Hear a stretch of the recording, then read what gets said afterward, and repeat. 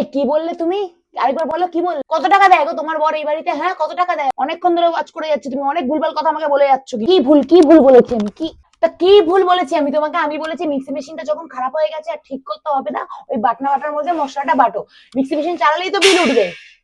বিলটা আমার বরই দেয়, ঠিক আছে? তোমার বর দেয় না। না, কিসের ছোট? কেন চুপ করবো? সবসময় ওর কথা শুনবো নাকি আমি? হ্যাঁ, বাচ্চা কিসের বাচ্চা? এত বাচ্চা হলে বিয়ে করেছে কেন তাহলে? কাটলাম, ওর তো উচিত এটা খোসাগুলো প্যাকেটের মধ্যে তুলে দিয়ে, দিদির কষ্ট হচ্ছে, এতগুলো কাজ একা একা করছে, সেগুলো তো করে না একবারও। একটা চায়ের জন্য পর্যন্ত আমাকে জিজ্ঞাসা করে না যে দিদি চা খাবে কিনা সকালবেলা, নিজের চা এই কফি বানিয়ে সবকিছু বানিয়ে খেয়ে নেয়। পাইনি তো কিছু, ওই জন্য তো এরকম করে, সবকিছু নতুন দেখে তাই কিছু করতে। ফালতু কথা কে? আমি ফালতু কথা বলছি? তুমি চুপ করে থাকো, তুমি মহিলাদের মাঝখানে একদম কথা বলতে আসবে না। বেশি নিজেদের খাবার টাকা জোটে না, আবার একটা সাথে করে একটা কুকুর নিয়ে এসছে, ওর খরচাও দাও। সবই তো আমাদের পকেট দিয়ে বেরিয়ে যাচ্ছে, নিজের বড় পকেট দিয়ে তো কিছু বেরোচ্ছে না। ওই তো ঘুমাচ্ছে, যাও গিয়ে বলো যে কোনো কাজ খুঁজে কাজ করতে।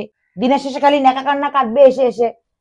হুম, তুমি বেশি সালিশি মারতে যেও না ওর হয়ে, ঠিক আছে? তাহলে এরপর থেকে খাবারটা ওর কাছেই চাইবে, সবকিছু বলবে ওকে করে দিতে। ওই তোর বরের জামা কাপড় ওখানে মেলা আছে, একবার নামিয়ে ভাঁজ করে রেখেছে, এগুলো আমাকেই করতে হবে চোখের সামনে, তো আমি ওর এগুলো ফেলে রাখতে দেখতে পারবো না, পরশুদিন থেকে পড়ে আছে। আমার বেলায় তো অনেক কঠিন নিয়ম দিয়েছিল, তাহলে ওর বেলায় কেন কোনো নিয়ম নেই বলো আমাকে? ফুলের গাছ লাগানো জানলার মধ্যে, বাচ্চাটা হোক না, তারপর জানলার মধ্যে বাচ্চা সব জামা কাপড়ই মেলা থাকবে। ডালে কি ফোড়ন দিতে হয় সেটাও তো জানো না, আবার সংসার করতে এসছো, 3 মাস সংসার করতে না করতে তো ঝগড়া শান্তি বাঁধিয়ে নিলে তুমি। আমাদের টাকায় খাবে, এবার আমাদেরকেই কথা শোনাবে, এটা তো আমি অন্তত মানতে পারবো না, আমার বর মানতে পারে। কি বললে? সবজিগুলো কাটা আছে তুলবে না? তাহলে আমি আজকে রান্না করবো না, যাও। সবসময় আমি করবো নাকি সবকিছু?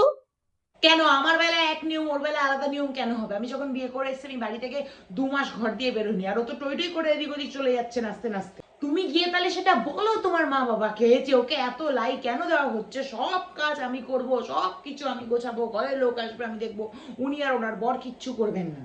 তো তোমার এইগুলোর জন্য তো আমার কোথাও ঘুরতে যাওয়া হচ্ছে না, না? সব টাকা তো এদের পেছনেই তোমার বেরিয়ে যায়। আমি জানি না, ও আজকে সকালে আমাকে অনেক কথা শুনিয়েছে, আর এর একটা বিহিত আমার চাই, আজকেই চাই। আমি না থাকলে ওদের বিয়েটা হতো হতো, মা বাবার কাছে কিন্তু আমিই বলেছিলাম ওদের বিয়ের জন্য। আমাকে কথা শোনাচ্ছে, এত বড় সাহস! কোন বাড়ির মেয়ে ও? কি নিয়ে এসছে ও? হ্যাঁ, কত টাকা নিয়ে এসছে? সেই তোমার কাছে তো সবাই ভালো, যে খারাপ করবে সেও ভালো, তোমার কাছে সব থেকে খারাপ মানুষ হচ্ছি আমি। কিসের ছোট, কিসের মনোমালিন্য, কি হয়েছে? আমি কোনো ঠিকঠাক করবো না? আমাকে এত বড় বড় কথা শোনাবে? সব কাজ আমি করবো, আমার টাকায় খাবে, আর আমাকে আবার কথা শোনাবে? তো বলেছে তোমাকে বলতে না, বাবাকেও বলতে না। আমি একটা ভালো তরকারি রান্না করেছিলাম, ও হিংসার চক্করে তরকারির মধ্যে নুন মিশিয়ে দিয়েছিল। পরের দিন সকালে মা যখন খেয়েছে তখন বলছে আগের দিন তো নুন ছিল না, এখন কেন এর মধ্যে নুন রয়েছে? ও মা তখন শিখিয়ে স্বীকার করেছে যখন চেপে ধরেছে আমি আর মা, তোমরা তো বাড়িতে ছিলে না। এইভাবে টাকা পয়সা ওদেরকে দিতে থাকলে আমাদের কাছে কি বাঁচবে বলো তো? তুমি তো সমস্ত টাকা বাড়িতে আনছো, ঘরের খরচা, ওদের খরচা, ওদের কুকুরের খরচাও তোমার, ওদের গেলনের খরচাও তোমার, সবই তো তোমার হয়ে যাচ্ছে। তাহলে আমার ঘরের জন্য কি বাঁচলো বলো? আমরা কোথায় ঘুরতে যাব? আমার বাচ্চারা কোথায় ঘুরতে যাবে?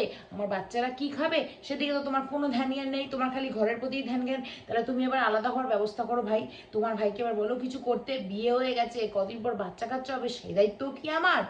সেই দায়িত্ব কি আমার? সেই দায়িত্ব তো আমার না। তাহলে এবার কিছু করতে বলো, এবার তো কিছু একটা করতে বলো। এতদিন ধরে তো দেখে যাচ্ছি, আর ভাল লাগছে না। এবার আমার মাথার উপরে কেন বোঝায় টেনে টেনে ফেলছে?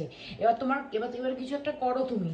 তোমার চক্রে তখন আমাকে কথা শুনতে হচ্ছে, দেখছো দাদার কাছে যা চাইছে বর সব পেয়ে যাচ্ছে, ওর বউকে যা ইচ্ছে তাই বলে দেবো?